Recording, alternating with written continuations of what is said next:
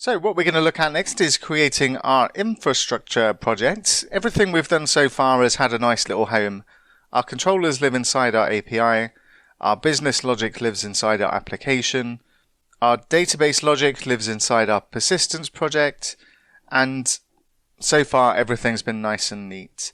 But what we're going to do now is add a new project called infrastructure.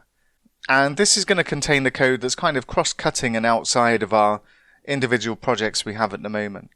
So let's open up our terminal window, and I'm just going to stop my API server and cd upper level into the reactivities folder.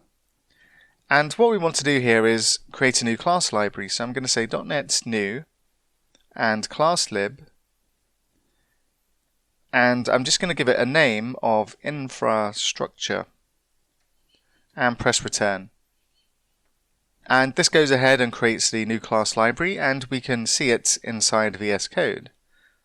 And we'll need to add this to our solution. So I'm going to say .NET SLN adds, and then add the infrastructure project into our solution file.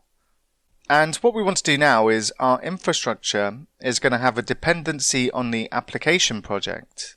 And because our new infrastructure project is going to have these dependencies, what we also need to do is ensure that we target the same framework as our other class libraries. So we're going to update this to Netcore App 3.0 as well. And this will avoid us getting any errors when we add these dependencies. So I'm going to cd into the infrastructure project, and we'll add a dependency. So I'll say .NET add reference, and we want to go up to our application project and add our application as a dependency of the infrastructure project. And then I'm going to cd back up into the reactivities folder, and then cd into our API folder, and this one is going to have a dependency on our infrastructure project. So I'm just going to say .NET add reference, and then go up to our infrastructure and press return.